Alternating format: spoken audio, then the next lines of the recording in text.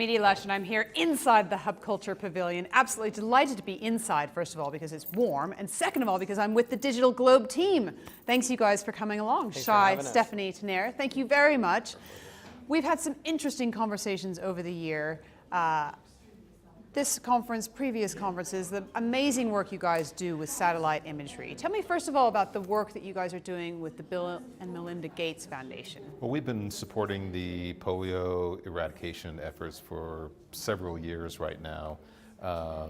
The main purpose of our efforts is to help the immunization teams work much more effectively and efficiently. We're able to map the communities and find where people are actually living so that the healthcare workers know exactly where they can deliver the polio vaccines and ensure that there's complete coverage for those populations. So we've done the work in Nigeria, we've supported efforts in Somalia and Afghanistan and even Pakistan. And so although polio hasn't been completely eradicated in those areas yet, we're making tremendous progress, and we're just honored to be a part of it. If the vaccine, if there's too few vaccines, not everyone gets enough. Exactly. And if there's too many, then it gets spoiled. Is that right? Exactly, exactly. So for us to be able to provide near real-time information about where people live in these unmapped areas is quite important, to your point exactly, because vaccines are not materials that are going to be consistently made into the future. Once the polio is gone, there's no more need to manufacture it. So it's in limited quantities, and so we want to make sure that we're leveraging those limited quantities as efficiently as possible. And Stephanie, tell me about some of the work that you guys have done in fishing as well, and illegal fishing. Yes, absolutely. About a year ago, a little over a year ago now, the AP came to us. This is one example of many that we have in this area, but the AP came to us, the Associated Press came to us really struggling to, they had a story, or they wanted to deal with the fishing slavery on the fishing boats, and they were unable to locate them, and they had tried a lot of different methodologies and means, and we were, after several attempts, and we weren't even sure we could really do it, we were able to locate not only the fishing boats, the illegal fishing boats, the slave boats tied to the fishing boats. We could see the connection. We could see the fish being transferred. And what was most moving about this was not only just being able to locate it and identify the illegal work that was being done, but also free 2,000 slaves and change the rules and change the laws and actually imprison the folks that were responsible. So it was huge. And the AP reporters earned a Pulitzer Prize as well. Great. Did you guys get your Pulitzer Prize? We just enjoyed coming along for the ride. Right. It was great. And Shay, tell me about the commercial applications as well of the satellite technology that you guys use. Sure, yeah. So looking at satellite imagery in general, it's an objective source of information. It knows no borders. It's consistent across the world. And historically, we've been able to see discrete places on the globe. But now with artificial intelligence, with deep learning, with machine learning, we're able to see everywhere. We're able to analyze, understand what's going on around our planet and find trends and correlations and be able to extract new insights.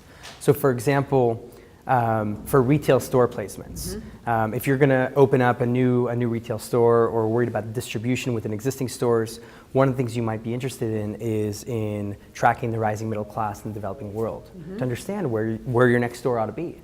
And from space, using objective information, we can now answer that question. Show me where there's a rising middle class. Show me where there's disposable income. Show me where opportunities for growth in my business lie.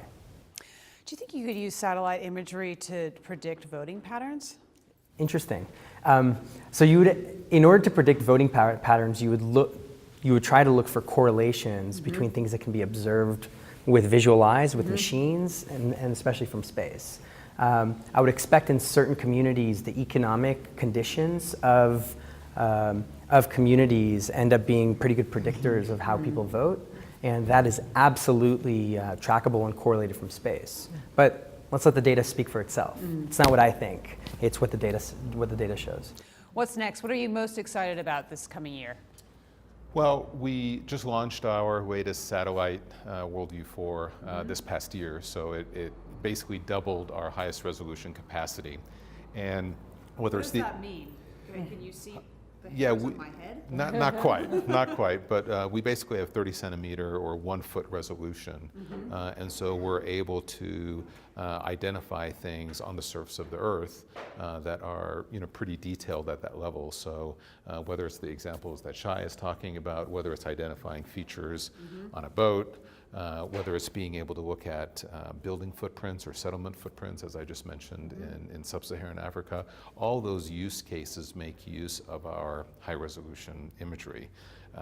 And being able to double that capacity means that we're going to be able to serve much more of the global community and address a lot of these challenges. So for us, the opportunity to serve the global community with a lot of the challenges that we're talking about here in Davos is most exciting. Can you help me out with my neighbor who's illegally cutting the trees in the part behind my backyard? Who knows? Who knows? Who knows? Yes, that information is, clearly the types of opportunities that we look for, not necessarily at an individual use case, but globally, whether it's the things that we're observing, logging, climate change, any types of macro level changes that are taking place. When you have the fidelity that we do and the global coverage, we can be able to create narratives and, to Shai's point, really create fact-based data sets that decision makers can use to hopefully objectively make the right decisions with confidence. Thank you guys, Team Digital Globe, for coming along to Hub Culture. Thanks for being one of our partners. I'm Edie Lush.